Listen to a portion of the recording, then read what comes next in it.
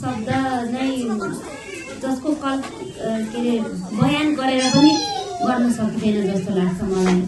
आमा शब्द नै यस्तो शब्द हो जुन संसार नै त्यसमा समेटिन्छ होइन। आफू चाहिँ हुन त्यो कविता होइन, म आफ्नो गर्नु गइरहेको हो। जब आफू आमा भने नि म त्यतिखेर मलाई थाहा भयो आमा शब्दको अर्थ। जब पेटमा फर्स्ट टाइम कौशिकी आई त्यतिखेर मलाई थाहा भयो कि मेरो आमाको सङ्घर्षहरू के थियो होला होइन। त्यही भएर एउटा सानो कविता सुनाउन गइरहेको छु म। आमा तिमीभन्दा ठुलो न कोही छ न कोही हुन सक्छ। आमा तिमीभन्दा ठुलो न कोही छ न कोही हुन सक्छ। म भन्छु आमा भगवान भन्दा ठुलो हुन्। म भन्छु आमा भगवान भन्दा ठुलो हुन्। तर भगवान कहिले आमा भन्दा ठुलो होइन। तर भगवान कहिले आमा भन्दा ठुलो होइन। किनभने मैले तिमीलाई हेरेको छु। किनभने आमा तिमीलाई मैले हेरेकी छु, भगवानलाई हेरेको छैन। आमा तिमीलाई मैले हेरेकी छु तर म भगवानलाई हेरेकी छैन। भगवान कर्मको फल दिन्छ भने तिमीले दुष्कर्मको पनि मिठो फल दिएकी छौ।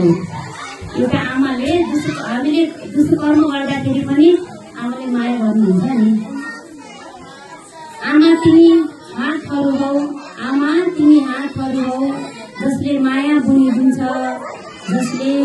बुनिदिन्छ, जसले स्पर्शले जीवनको त्यो हरेक दर्द बिर्सिन सक्छ।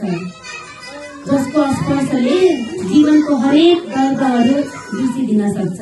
आमा शब्दको र ठुलो अर्थ हो। आमा तिमी बिना संसारको सारा सुख पनि अधुरो छ। आमा तिमी बिना संसारको सारा सुख पनि अधुरो छ। तिमी हुँदा मात्र अरू केही नहुँदा पनि जिन्दगी पुरो छ। तिमी हुँदा मात्र अरू केही नहुँदा पनि जिन्दगी पुरो छ। आमा तिमी भन्दा ठुलो न कोही छ न कोही हुनेछ। रातको त्यो जुन हौ जसले अँध्यारोमा मार्गदर्शन गराउँछ। आमा तिमी रातको त्यो जुन हो जो अँध्यारोमा पनि मार्गदर्शन गराउँछ। आमा तिमी भन्दा न कोही ठुलो छ न कोही हुनेछ। आमा तिमी सूर्य हौ जसले दिनभर मेरो संसारलाई प्रकाश दिन्छ।